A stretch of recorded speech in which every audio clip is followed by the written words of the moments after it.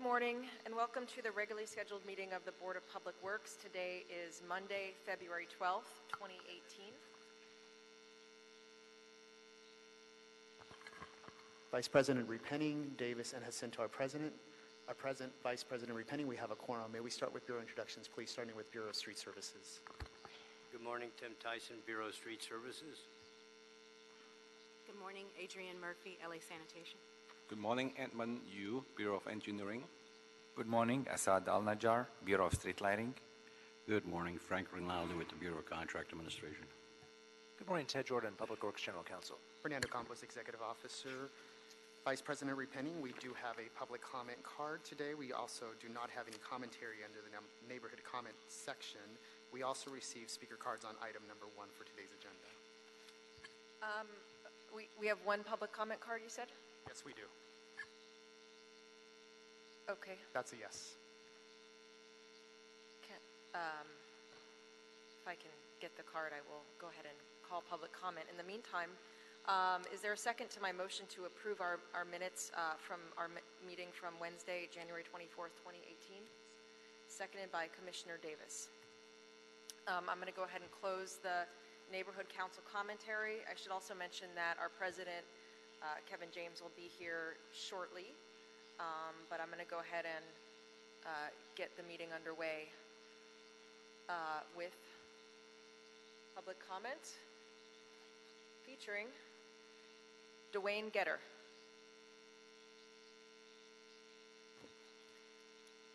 Good morning, sir. Morning, Board. I'm here to, my name is Dwayne Jeter, and I am here to offer my services to the city. My partner and I recently purchased what we call a dustless blasting machine.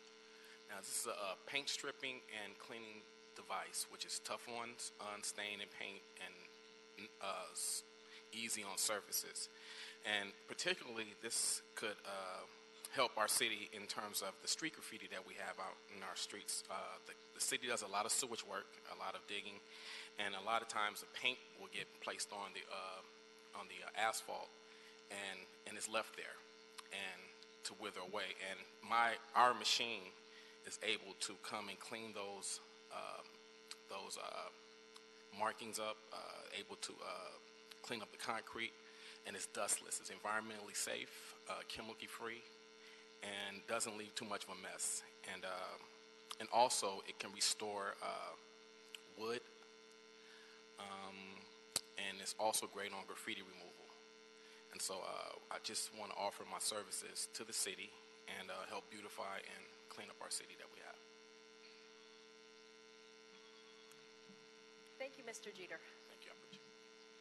I'm going to go ahead and close public comment, and we'll start with agenda item number 6.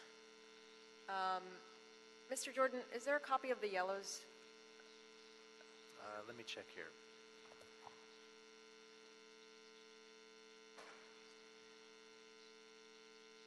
I'm going to defer to our executive officer. I'm looking for the yellows, Dr. Campos. What was that, Vice President? I'm looking for the yellows. Oh.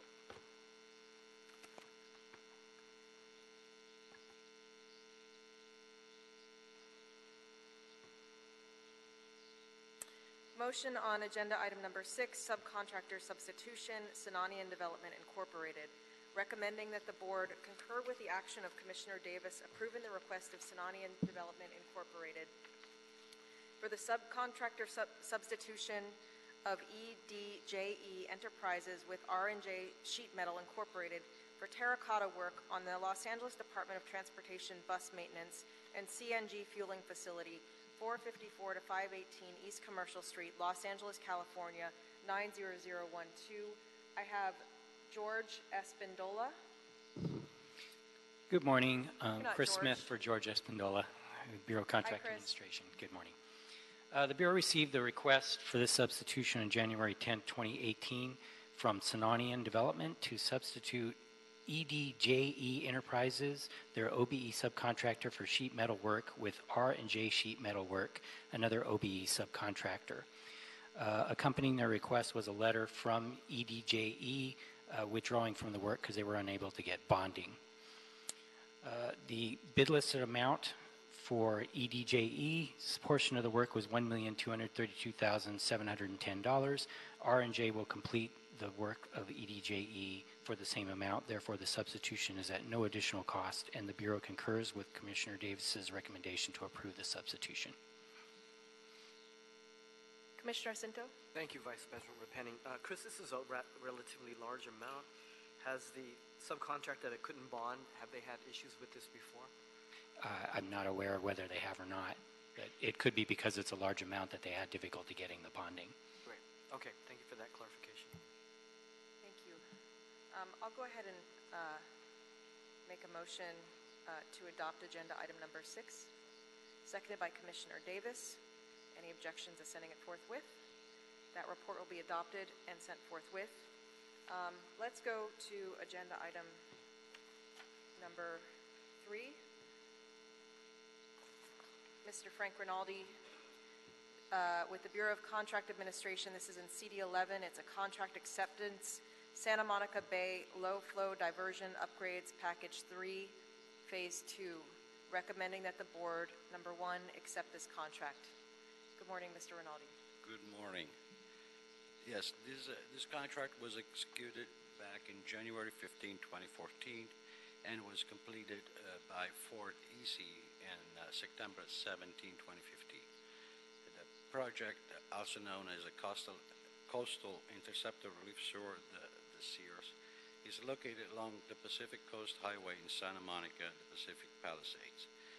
This project provided for the construction of approximately 900 linear feet of 48-inch sewer within a steel casing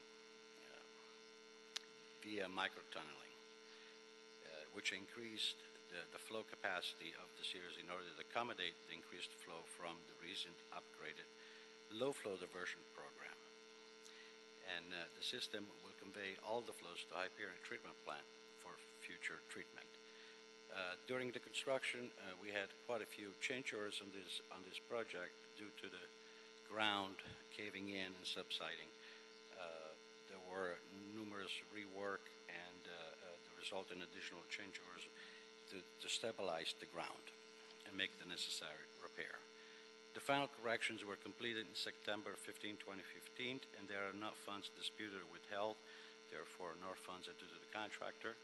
The contractor has complied with the Equal Employment Opportunity and Labor Compliance required on this contract.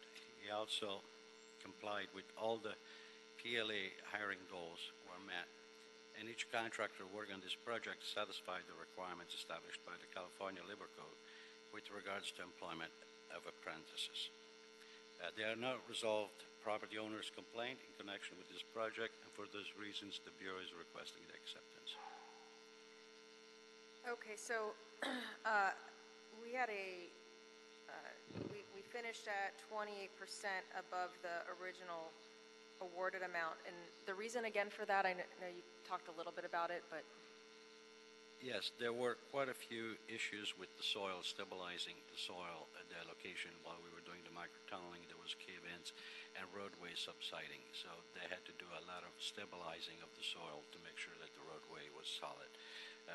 All in all, there were 76 change order on this project, and there was a board motion to increase the authorized budget to $11,562,706, way before the work was done. Commissioner Davis? Yeah, I know we completed this project already. We completed it some time ago, right? Yes. And how did we do on the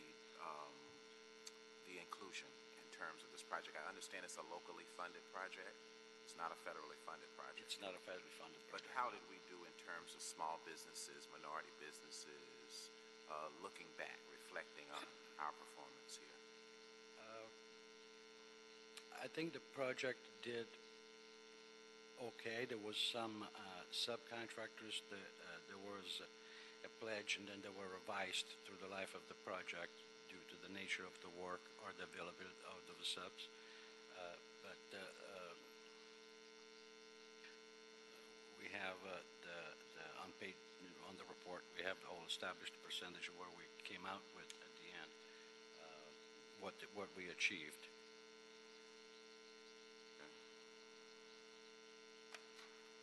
So how many dollar amounts did you think we had for minority businesses in this project? I do realize the shortfall in terms of it being a subspecialty and not really many minorities being available who are certified in some of the some of the subspecialty areas is what I hear you saying, and I understand that. What were the dollar figures though that we were able to out of the what was it, 11 million overall that we spent in the project? Yeah, the project was $10,894,510, the total amount on the contract. And how much were we able to engage in either small business, minority business community from this? Well, Is if it not I identified? add them up roughly, we have 7, 8, about 9 million between MBE, WBE, participation, SBE. So basically about a couple of $1 million perhaps? Yeah. All right, thank you. So for the record, we actually achieved 9.74%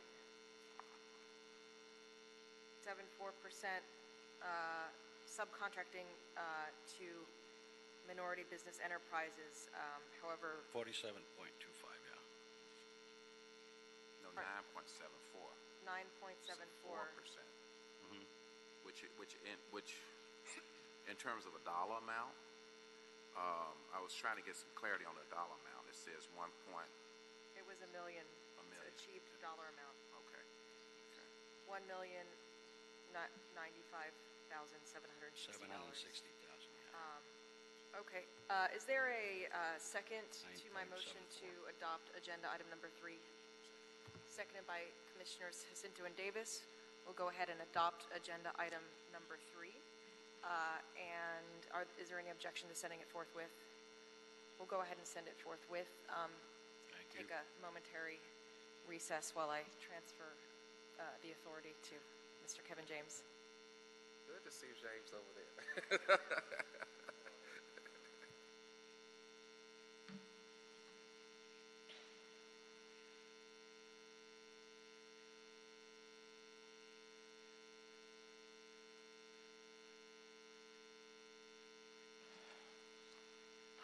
Thank you, Commissioner Repenning.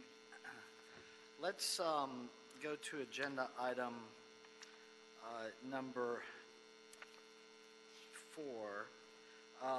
Council District 12 Contract Acceptance Sidewalk Repair Program, Small Sidewalk Work Package number 2. And we have a representative, Mr. Rinaldi, you're here on number 4 as well.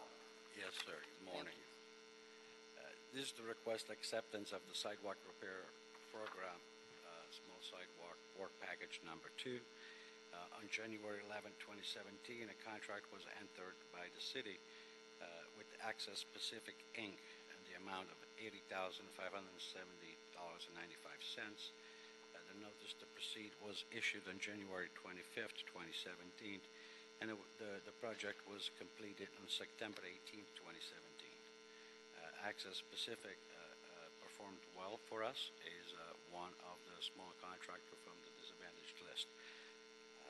This project provided for removal replacement of sidewalk, curb and gutter, driveways, installation of curb ramps, tree removal replacement of untreated base materials, backfill, removal replacement of asphalt concrete, and replacement of pull boxes. This project was at the Rinaldi Park on the North Valley, not relation with my name.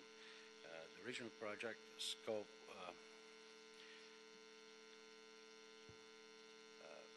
could not be implemented as designed to the actual field condition. Therefore, the scope of work was reduced by about $20,000, which became the total value of $60,463.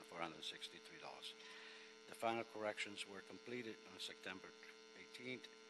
There are not the funds disputed or withheld, therefore no funds into the contractor, and the contractor has complied with the equal employment and labor compliance required for this contract.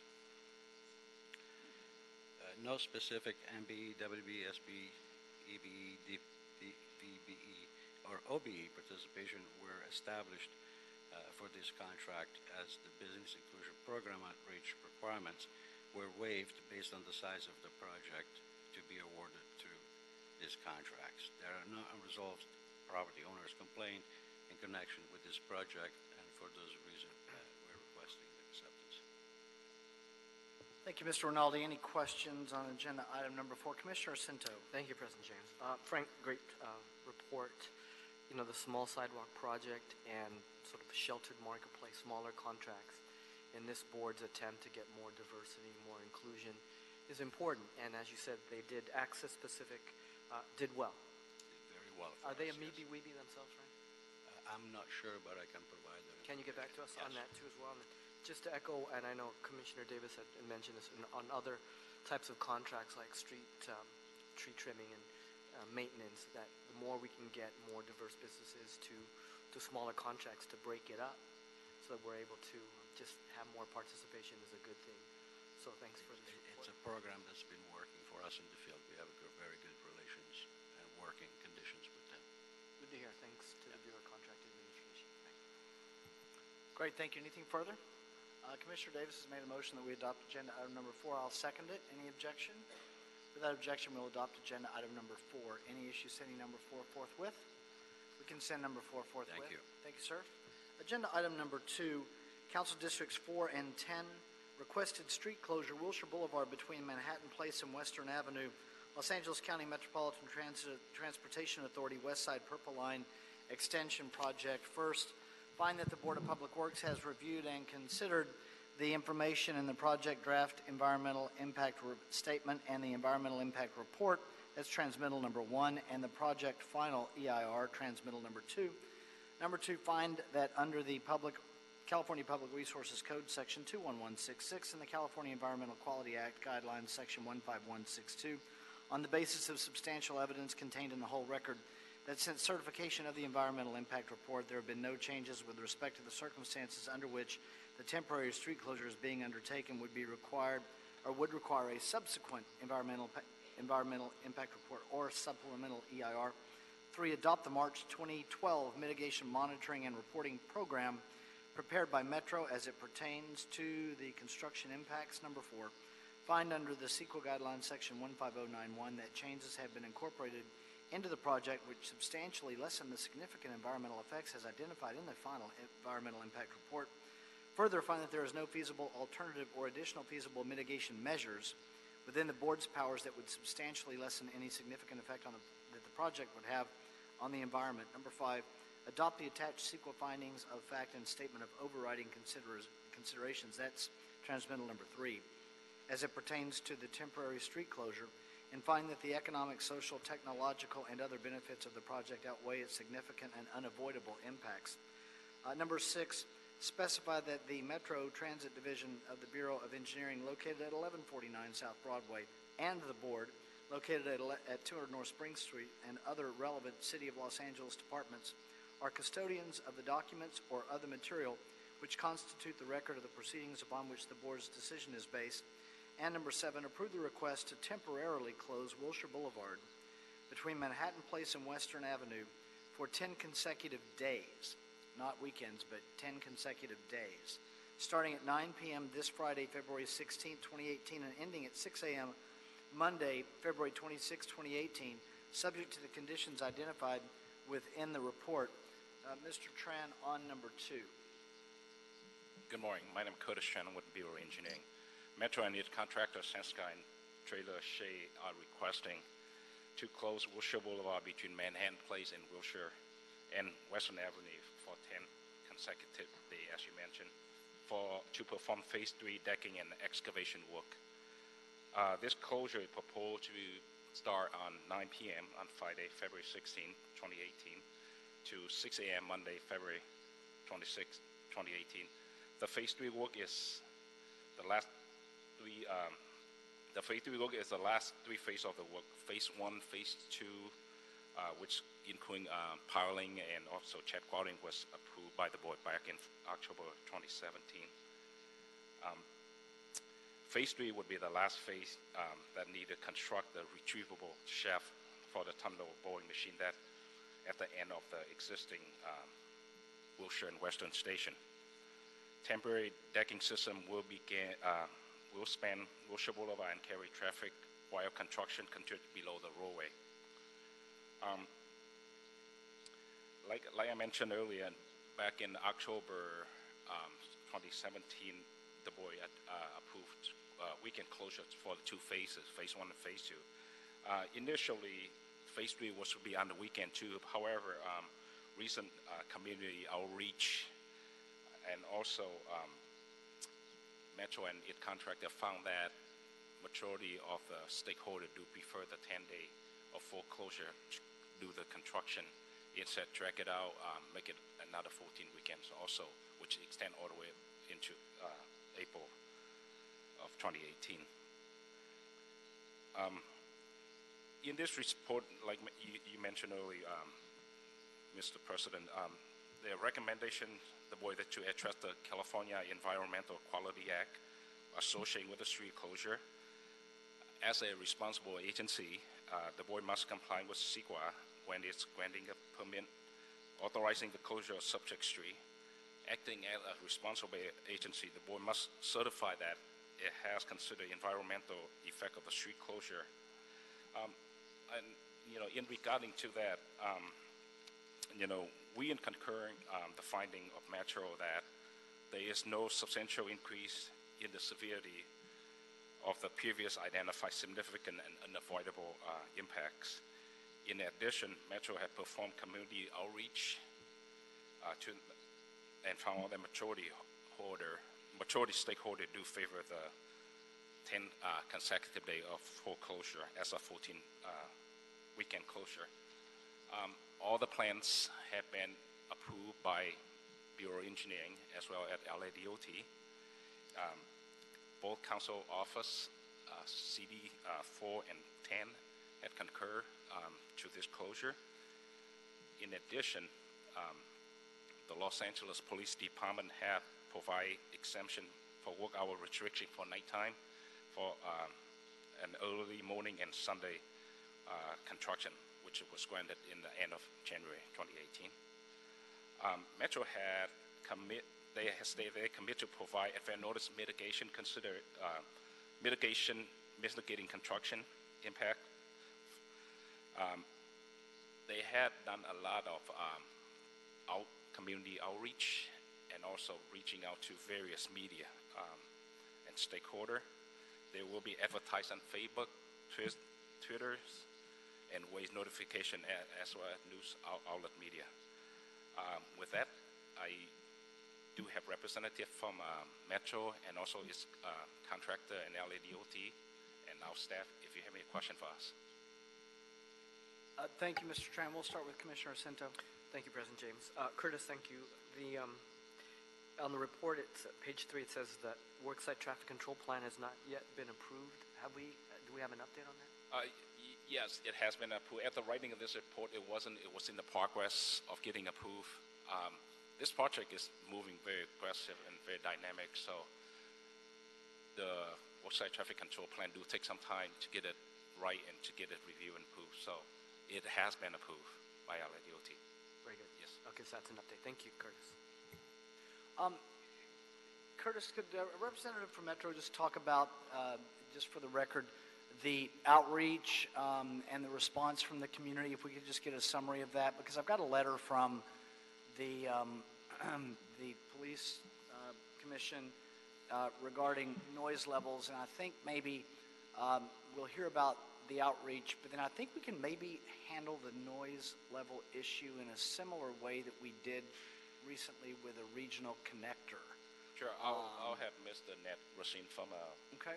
Metro to talk a little bit about that. Great, thank you. Board, we started talking about the 10-day closure in our community presentation starting in November. At that time, we met with the stakeholders on the first floor from Serrano to St. Andrews and polled them on which they preferred, given the fact that the 10-day closure saves 5 weekend closures in April. The majority of those who gave a response preferred the 10-day closure rather than a continuation of weekend closures. We continue to do outreach to the community On February 14th, we'll have a lunch and learn where stakeholders in the area can address us face-to-face and talk about the 10-day closure. We're distributing those invitations now, which constitutes a third time we've reached the community face-to-face and talked about that. In addition, as Mr. Tran said, we're advertising with Waze to not only give those who use Waze a notice of the detour, a notice of the work, but also to give them detours in real time. We're also advertising in local newspapers, Korea Times, Korea Daily, Downtown LA News, and Hoi. We're also going to distribute about 5,000 construction notices via Walking Man. So we think the outreach has been extensive and it continues. And the electronic, I was there passing through the intersection in the past few days. Those electronic signs that provide the notice to folks, those have been there for some time, right? About the closure? For some time, and I would also add that the detours for the 10-day closure are the same detours of the weekend closures, which have gone on for quite some time. So there's familiarity with it. Yeah, I think usually, and Curtis could speak to this better, I think usually people adjust to traffic, so it flows like water. But again, the detour is the same as it has been for many weekend closures. Great, thank you, sir. I would just mention that the work that, particularly on this Purple Line project, that Metro has done with the contractor in partnership on this work and these closures has been it's been really well handled. So we appreciate that. Thank you, Commissioner Davis. In building on our outreach, have we discovered any responses from small businesses in terms of hardship as a result of us implementing this 10-day consecutive day interruption? There have been some businesses who've said that some of the businesses that voted no, I think 5 voted no, the ones we spoke with, mentioned that they had a lot of weekend business and they thought that that would be harmed. But again, the majority who voted would prefer gaining those 5 weekend closures in the spring, rather than and we've not had any, obviously, based upon your response, we've not really had any small businesses saying that they have some adverse impact during this 10-day period to us, have we? The people who voted no do a lot of business on the weekends and thought that the 10-day closure, because it encompasses, it basically glues 2 weekend closures together. Sure. They felt that would be a hardship. But again, the majority preferred to have the 10-day closure and save those weekend closures. Are those businesses eligible to apply under the Business Interruption Fund? They are. Okay. Some have, some That's what I haven't. wanted to know. Okay. Thank you, Commissioner Davis. The only other point I would make, and thank you, sir, I appreciate it. Curtis, and I don't remember, it may have been the Purple Line that we had this issue, but we just did a closure right before the holidays. And there was some concern about noise at night. And every 3 weeks or so, we had Metro come in and report on the number of complaints, and it really worked itself out. It seemed very well, and that may be over with. And I think maybe we had one complaint that there was an accident of, meaning not an accident that occurred, but a miscommunication, and a group was working later than they should have been, or they were doing a type of work they shouldn't have been doing. That was kind of the one complaint we had over this maybe 9-week period of time. And I would only say that because of the letter that we received from the Police Commission and the council office, that if we get a complaint during the off-peak overnight hours, and you need to come back to us to find a way to maybe mitigate that, let us know. I would hate to see the permit or the closure be affected by that that letter if we can avoid it. Yes. So what happened in the past? They did get a few complaints, and as soon as they got it, they mitigate right away. And I know in a couple of incidents they would put additional sound blanket up to mitigate that problem. You want to say something? I just wanted to add, Mr. President, that we haven't received a complaint on noise since December 11th. At our design builder, STS, has employed extra sound blankets on Wilshire Boulevard around the work area. They've also used some materials to dampen the noise when the big plates are placed and picked up. So I think the community has not been complaining. Great, and I think it was this purple line, it wasn't the regional connector that we had that issue on. It was a purple line, even though it's a great project. We have had some. We had some complaints in November, December. We did. All right. Well, thank you for the work on that. So, anything further? Yes, ma'am. Hi. Hi, Jill Steiner with Skanska Trailer Shea, the design builder. I just wanted to touch on the noise real quick. So, we're aware of the sensitivity of the noise in any area of the project. One of the nice things about a 10-day closure is it allows us a lot more time to set up kind of a more robust system because it's going to be there for 10 days.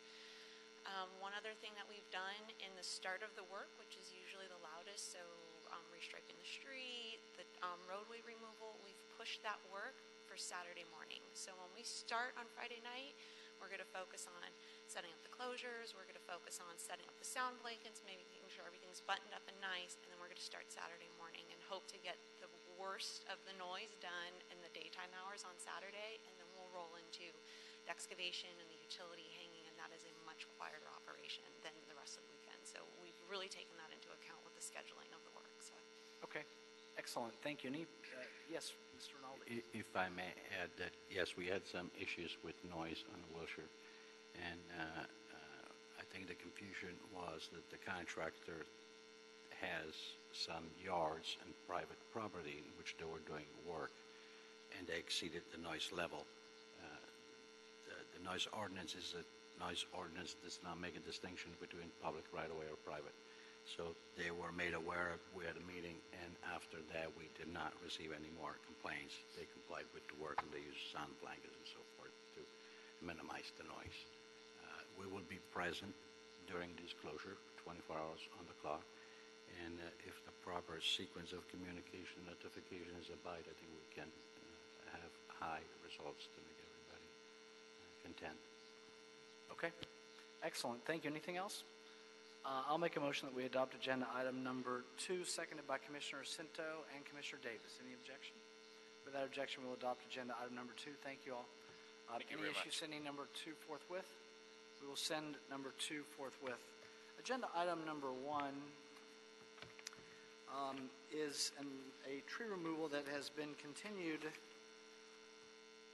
a couple of times. Council District 4, tree removal permit extension, 3802 Holly Line Avenue.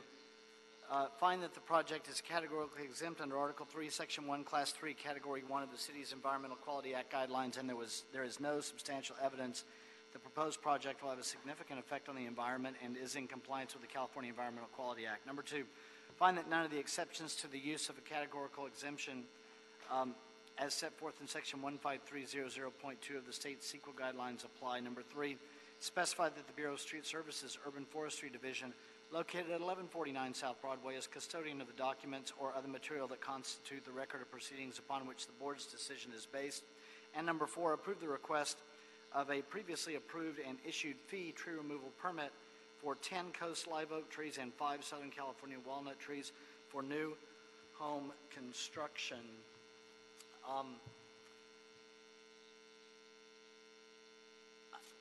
I've got some speaker cards on this. Mr. Hall, and is Ken Rodenbush associated with you this morning? Okay. Do you both want to speak? Okay. Then what I'd like for you to do, then what we'll do is I want to leave the 2-minute rule in place since this is the third time on this for everybody.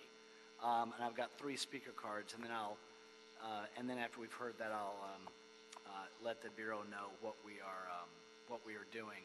I don't think we need a summary from the Bureau of Street Services on this, since it's a continuation of a permit extension. Is that okay, colleagues? We'll go right to the speakers. Mr. Hall, we'll start with you. Good morning. I want to first start off by acknowledging that this is not actually an extension, and as Mr. Jordan said at the first hearing, no deference is owed to the prior action because an additional tree is being removed, and this is actually not an extension. I represent a group of neighbors down the street, friends and neighbors of Hollyline Drive, 3915 Hollyline Drive, and I want to let you know what we were able to achieve there. Originally, the applicant came in with 41 protected trees proposed to be removed. We were actually able to get that reduced to 4 trees. And how did we do that? It's because instead of just simply grading the hillside and removing all of that dirt and taking out the trees, we were able to advocate and work with the grading division to where they would put piles in the ground. So every 4 feet, they put in piles, and they were able to stabilize the hillside. So the grading division doesn't really care how do you get to the safety factor that the code requires. You just have to get there. Grading and removing the dirt is the easiest and the cheapest way, but it's not the most environmentally sound way to do these things. And so what we are asking the board to do is to ask the applicant to go explore alternatives that will allow for this home to be developed and at the same time remove the requirement that this hillside be graded and the protected trees be removed. We were able to do it just down the street. There's no reason why we shouldn't be able to do it here. And we were able to also do that with the Bellagio Place project, which you may recall last year. The rest of the issues that I mentioned before is that we do not believe this project is exempt from CEQA. It's in the Santa Monica Mountain Zone, and the legislature has declared that that is an environmental resource of critical concern. So I've come here many times before. We've saved approximately 100 trees through our advocacy, and not a single project has been killed. And so we're just trying to encourage alternatives evaluation. Thank you very much. Thank you. Mr. Hall, have you been in communication with the applicant on this project yet? I have not. Okay. Did you meet the architect in the last hearing? No, because I was actually in court that morning. Oh, that's right. That was the morning. I tried to get over here, but I wasn't able to. Okay, because I think the architect is here today. We would love to have a conversation. Okay, great. Thank you. We have Ken Rodenbush. Good morning. I'm Ken Rodenbush. I'm a resident on Hollyline, have been for 35 years. I'm here representing myself and other owners on that street. It's a very unique area with a lot of oak trees, rather rural, right in the heart of Sherman Oaks, less than a mile from Ventura Boulevard. It's a feeling that myself and most of the homeowners there, as Jamie referred to, and the 39 other project, the other project where many trees were saved, that the loss of even one tree due to natural disasters such as a drought or disease is a sorrowful occurrence.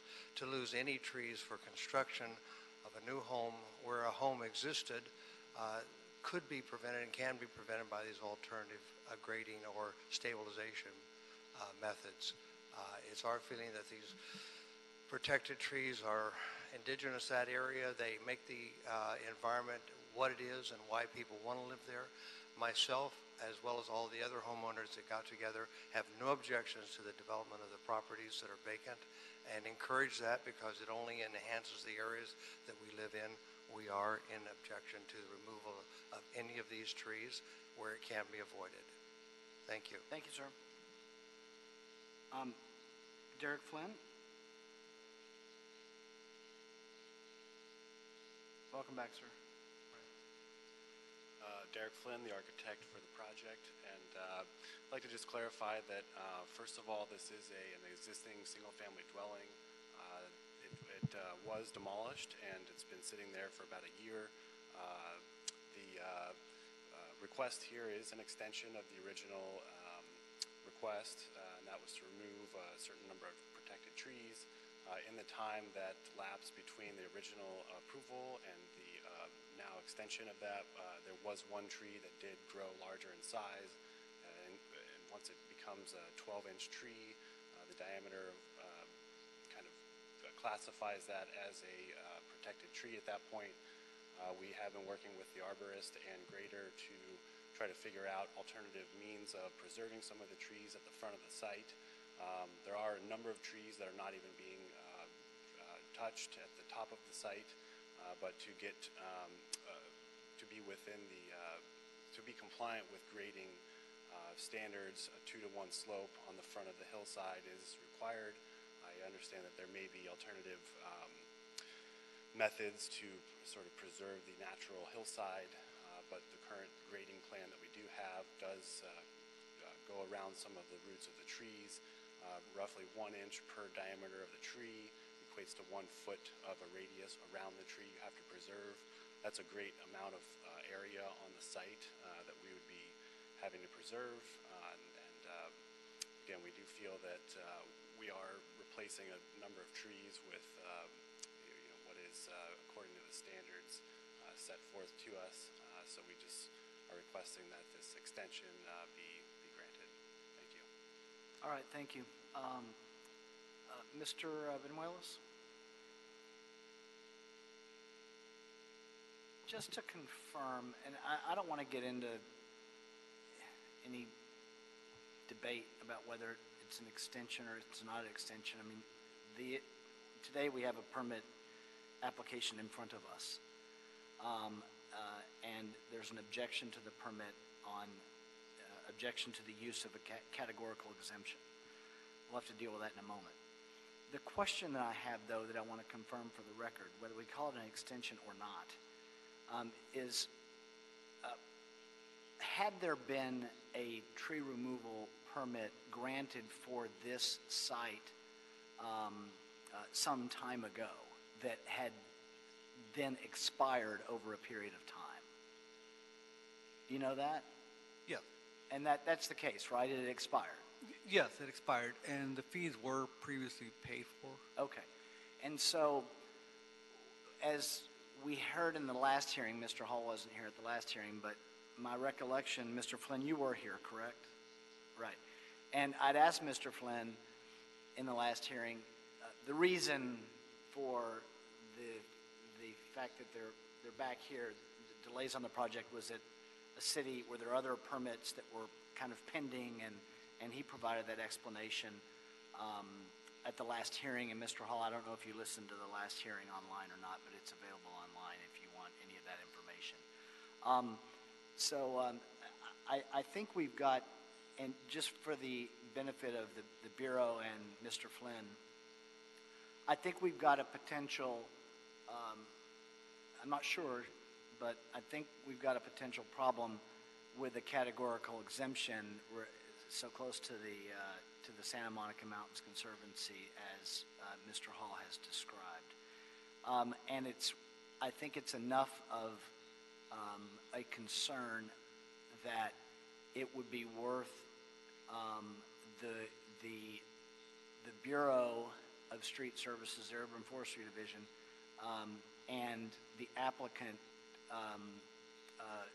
communicating, and I also think, Mr. Flynn, that it would be beneficial for the applicant to, if you are so inclined, I think it would, a way to speed things along would be to work with the parties that are objecting. Mr. Hall's here, and I know he wasn't here last time. I was hoping that the two of you would get together last time, but I recognize that didn't happen.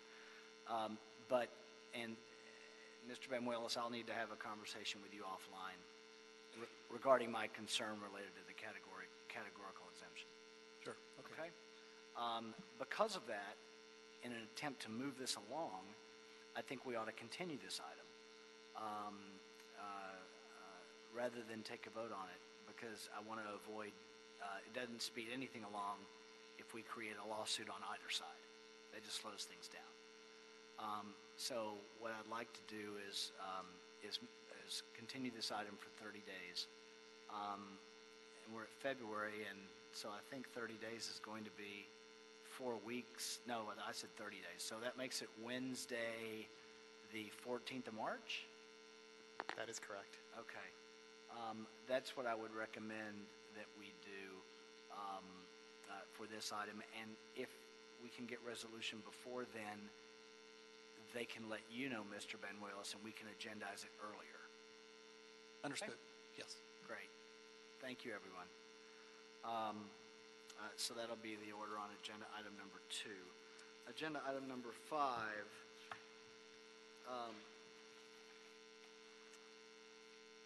Council District 6.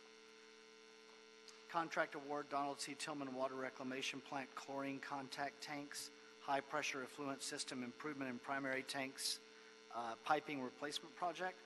Recommending that the board first declare Environmental Construction Incorporated the apparent first low bidder to be non-responsive as discussed in the report. Secondly, declare Green Building Corporation the apparent third low bidder that became the second low bidder for the bid evaluation purposes after the local business preference was applied to be non-responsive as discussed in the report. And third, declare Metro Builders and Engineers Group Limited the apparent second low bidder that became the third low bidder. I don't know who's on first, but that became the third low bidder for bid evaluation purposes after the local business preference was applied to be the lowest responsible bidder. And here's where we are. Award Metro Builders and Engineers a contract for the project for $1,687,412 and authorize myself or 2 members of the board to execute the contract after approval as to form has been obtained from the city attorney. Ms. So and Ms. McGlinchey and whoever else worked on drafting this agenda item, this must have been a fun one to draft. So go ahead. Good Hi, morning. Ms. So. Good morning. Amy So from the Bureau of Engineering's Environmental Engineering Division. I'm here for the Donald C. Tillman Water Reclamation Plant chlorine contact tanks, high pressure effluent system improvements, and the Donald C. Tillman Water Reclamation Plant primary tanks, high pressure effluent piping replacement. And as President James mentioned, we're here to request award of a contract. The high pressure effluent is tertiary treated effluent at Donald C. Tillman that has been disinfected. And the high pressure effluent is pumped through a complex network of piping at a pressure of about 140 to 150 pounds per square inch. It's pumped throughout the plant, and most of the plant is made up of process tankage, and the wastewater flows from tank to tank as the treatment process progresses from one stage to the next. The high pressure effluent distribution system runs through the plant. It runs under all of the tank covers and through the tank walls, and in various locations, pipes rise up through the various tank covers so that staff can connect to the system. The staff at the plant use the high pressure effluent to wash down the tanks as well as process equipment. And they use this high pressure effluent in place of potable water. The high pressure effluent distribution system has been in operation approximately 30 years, and it requires frequent maintenance. Portions of the system are corroded and leaking, and portions of the system are also experiencing water hammer. Water hammer is caused by the sudden starting and stopping of pumps and the sudden opening and closing of hose valves. And the water hammer can lead to pipe rupture as well as deformation of the pipe supports. The scope of the projects involve, for the first project at the chlorine contact tanks, involve replacing the high pressure effluent piping and hand valve system, as well as installing water hammer arresters, and these are devices that can dissipate the energy and reduce the abrupt changes in pressure. At the chlorine contact tanks, this involves approximately 2,000 feet of piping, and the piping material will be PVC, polyvinyl chloride, and ductile iron. At the primary tanks, the project involves replacing approximately 2,500 feet of piping, as well as water hammer arresters, and also the installation of 3 surge pressure tanks. The surge pressure tanks will absorb the sudden rises in the pressure and provide also extra effluent during pressure drops. Both projects were packaged together into one contract for award to a single contractor because of their similar scope and their close proximity. The projects were advertised and 6 bids were received on October 4th, 2017. The bids were reviewed for compliance with city contracting requirements, including the Local Business Preference Program and the Business Inclusion Program. The Local Business Preference Program is designed to increase local employment and expenditures in the local private sector. For bid evaluation purposes, local business enterprises are granted an 8% reduction in their bid amount. The first low bidder, Environmental Construction Incorporated, and the third low bidder, Green Building Corporation, are both certified local business enterprises. The second low bidder, Metro Builders and Engineers Group Limited, is not certified as a local business enterprise. The evaluation under the Local Business Preference Program changed the order of the bids. The first low bidder remained the first low bidder. The second and third low bidders switched positions. So the third low bidder, Green Building Corporation, moved ahead of the second low bidder. Green Building Corporation became the second low bidder. The Business Inclusion Program was created to provide equal opportunity for underrepresented firms to compete for and participate in city contracts. The program requires outreach to potential subcontractors, and it also requires a mandatory subcontracting minimum. For these projects, the mandatory subcontracting minimum was set at 15%. The first low bidder, Environmental Construction Incorporated, failed to meet the mandatory subcontracting minimum and also failed to pass the Business Inclusion Program documentation requirements for outreach. Therefore, it is recommended that the first low bidder, Environmental Construction Incorporated, bid be deemed non-responsive. The second low bidder after the bid evaluation, Green Building Corporation, also failed to pass the Business Inclusion Program outreach evaluation by failing to attend the pre-bid meeting and failing to outreach to the required number of subcontractors, and they also failed to complete their outreach documentation. Therefore, the third low bidder, Green Building Corporation, the third low bidder that became the second low bidder is being deemed non-responsive. The third low bidder, Metro Builders and Engineers Group, after the local business evaluation, did comply with the Business Inclusion Program outreach requirements, and they have met all other contracting requirements. Metro Builders and Engineers Group Limited is the lowest responsive and responsible bidder, and therefore the city engineer recommends that the board award the contract for this project to Metro Builders and Engineers Group Limited in the amount of $1,687,412.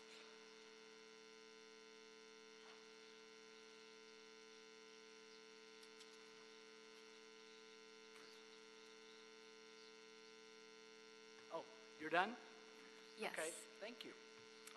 Any questions? Commissioner Davis, we'll start with you. Right. So I see the